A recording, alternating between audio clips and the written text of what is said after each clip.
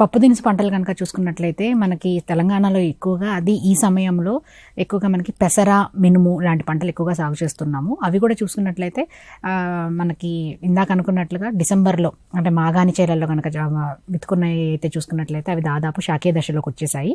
అదే ఈ సంక్రాంతితో పాటు విత్తుకున్నవి అయితే ఇప్పుడు స్టార్టింగ్ స్టేజ్లో ఉన్నాయి. సస్యరక్షణ చర్యలు కనుక ఎక్కువగా చూసుకున్నట్లయితే పెసరలో మనకి ఎక్కువగా కనిపించేది పెసర కానీ మినుము కానీ. మనకి ఎక్కువగా గమనించినటువంటి సస్యరక్షణ చేపట్టవలసిందంటే పల్లాకు తెగులు అనేది ఎక్కువగా వస్తూ ఉంటుంది. పల్లాకు తెగులు అనేది ఏంటి అని అంటే మనకి ఎక్కువగా ఈ వాతావరణం కూడా చూసుకున్నట్లయితే ఇన్ని రోజులు మనకి దాదాపు డిసెంబర్ చివర జనవరి 10వ తారీఖు 12వ తారీఖు వరకు కూడా మనకి వాతావరణంలో టెంపరేచర్స్ ఉష్ణోగ్రత అనేది చాలా తక్కువగా ఉంది. ఈ గత వారం నుంచి ఉష్ణోగ్రత టెంపరేచర్ అనేది పెరుగుతూ వస్తుంది. ఈ సమయం ఏదైతే ఉందో డిఫరెంట్ టైప్స్ ఆఫ్ పెస్ట్కి అంటే పురుగులకు కానీ ఈ వాతావరణం టెంపరేచర్ ఏదైతే పెరుగుతుందో అది అనుకూలమైనటువంటి సమయం. ఈ అనుకూలమైన ఈ పెరిగినప్పుడు మనకి సక్కింగ్ పెస్ట్స్, మనకి రసం పీల్చే పురుగులైనటువంటి థ్రిప్స్, అఫిడ్స్, పచ్చదోమలు, తెల్లదోమలు, ఇవన్నీ మీలీబగ్స్, ఇవన్నీ ఏవైతే సకింగ్ పెస్ట్స్ ఉన్నాయో అన్నీ ఎక్కువ కావడానికి అవకాశం ఉంటుంది. మనం ఈ పల్లాకు తెగులు అనేది ఏదైతే మాట్లాడుకుంటున్నామో పల్లాకు తెగులు రావడానికి ఒక కారణం మనకి వైట్ ఫ్లై, తెల్లదోమ అనేది ఎక్కువ. ఈ తెల్లదోమతో అది వస్తుంది.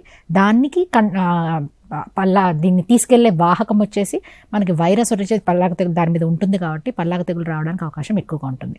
అయితే పల్లాకు తెగులు కంట్రోల్ కనుక మనకు చూసుకున్నట్లయితే సాధారణంగా అది వెరైటీ నుంచి స్టార్ట్ చేయాలి. సాధారణంగా మనకి పెసర్లో కనుక చూసుకున్నట్లయితే మనకి వరంగల్ RARS పరిశోధనా స్థానం నుంచి రిలీజ్ అయినటువంటి WGG42 యాదాద్రి అనే వెరైటీ చాలా 65 to 70 days దాని డ్యూరేషన్ ఉంటుంది. అలాగే అది పల్లాకు తెగుల్ని ఎక్కువగా కంట్రోల్ చేస్తుంది. దీంతోపాటు మనకి మదిర నుంచి రిలీజ్ అయినటువంటి 351, 347, శ్రీరామ్ ఇట్లాంటి రకరకాల వెరైటీస్ కూడా ఉన్నాయి. ఇవన్నీ కూడా పల్లాకు తెగుల్ని కొంచెం కంట్రోల్, మనకి విశ్వవిద్యాలయం నుంచి రిలీజ్ అయినటువంటి రకాలు ఉన్నాయి. ఇవన్నీ కూడా పల్లాకు తెగుని చాలా వరకు తట్టుకుంటాయి. ముందు సరైన రకాన్ని ఎంపిక చేసుకోవాలి.